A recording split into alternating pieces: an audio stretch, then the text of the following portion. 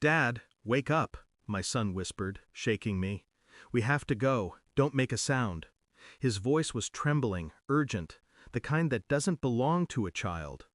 "What is it?" I asked, my throat dry. He didn't answer, just pointed toward his sister's room. I lifted her, still half asleep, her head falling against my shoulder. The house was silent, too silent. We crept downstairs, barefoot. Every step felt like walking through glass. Outside, the air was cold, heavy. My son opened the car door without a word. I started the engine, headlights off, heart thudding against my ribs. As we drove down the empty street, he finally spoke. "Look behind now." I turned. Our house window was glowing. A silhouette stood there, still, watching. For a moment I thought it was her, my wife. Then I realized the shape beside her was a man. My son looked straight ahead. "He's been here every night," he said softly. And that's when everything inside me went still. It started with little things, unanswered calls, her perfume lingering on shirts she hadn't worn, laughter over text messages she claimed were from coworkers. I'd noticed, but never questioned. Not because I trusted her, because I didn't want to see what was already there. But hearing it from my son, that broke something I didn't know could break again. The next morning she smiled at me like nothing had happened. Pancakes on the table, music low, her eyes too bright. "Rough night?" she asked. I nodded.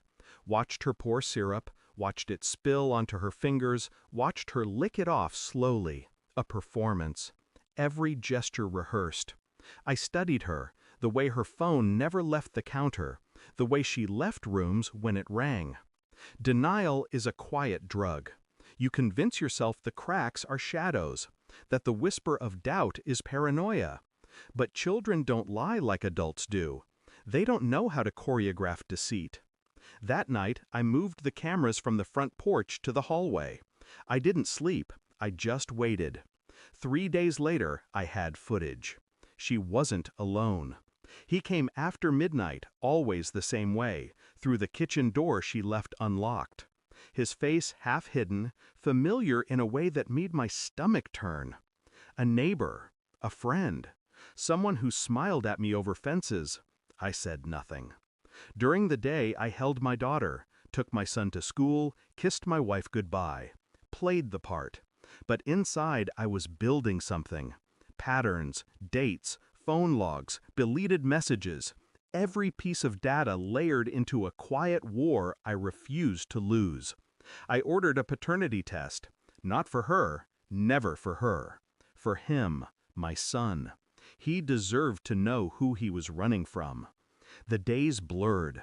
She noticed my calmness and mistook it for forgiveness. That's what cheaters do. They confuse silence with surrender. I wasn't silent because I was weak. I was silent because I was loading the gun of truth, one fact at a time. The results arrived in a plain white envelope. I opened it alone, the kitchen clock ticking like a countdown. 2 lines of numbers, cold and absolute. He wasn't mine. I didn't move for a long time.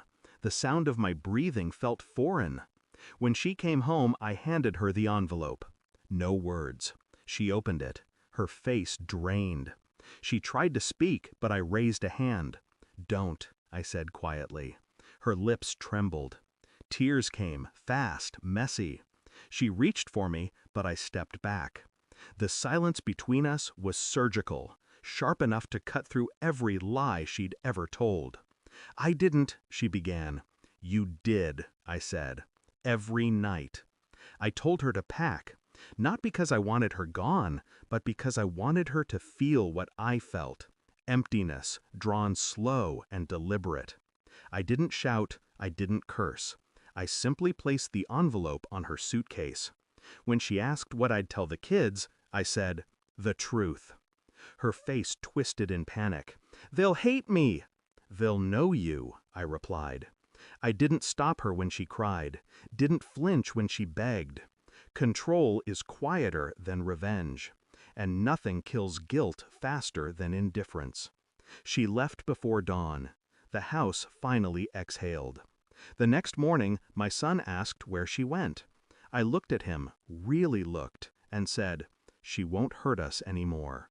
He nodded slowly, as if he already knew. I spent the rest of the day clearing the kitchen, deleting footage, throwing away the cameras. Not because I wanted to forget, because I no longer needed proof. Truth, once seen, doesn't fade. It becomes part of you.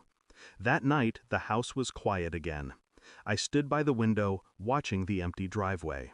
For the first time in months, I didn't feel anger, just clarity, and a silence that finally belonged to me. Thanks for watching. Don't forget to like, share, and comment. Subscribe now to Cheating Stories Insight World for more amazing stories.